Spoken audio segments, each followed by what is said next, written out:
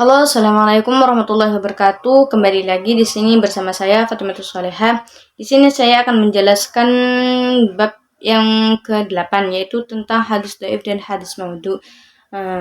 Kita sudah tahu kan, sudah sering dengar apa sih hadis itu? Hadis itu merupakan sumber ajaran Islam yang kedua setelah Al-Quran. Sedangkan sebelumnya hadis-hadis Nabi Muhammad SAW masih terdengar sangat terdengar dalam ingatan para sahabat untuk pentingnya dan menjadi pegangan mereka sendiri. Di sini saya akan menjelaskan yang pertama, yaitu tentang hadis dhaif. Apa sih itu hadis dhaif? Ialah hadis yang tidak memenuhi persyaratan hadis sahih dan hadis hasan. Hadis dhaif itu biasanya tidak bisa digunakan menjadi dalil. Kenapa? Karena dalam menetapkan hukum syariat itu hadis dhaif itu lemah.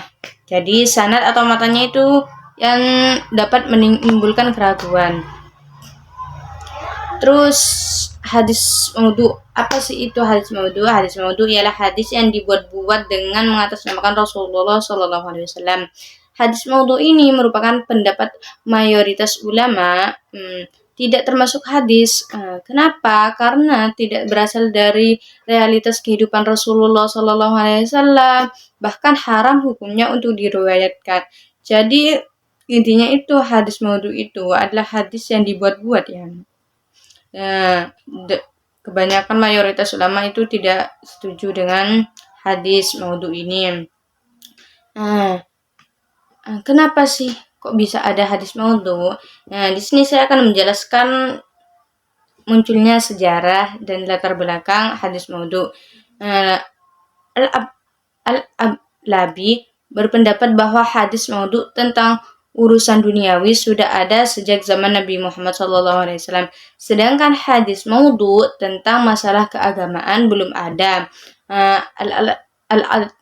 Al-Ablabi 1983 sedang mayoritas ulama berpendapat bahwa hadis maudhu itu mulai ramai muncul ketika Khalifah Utsman bin Affan wafat.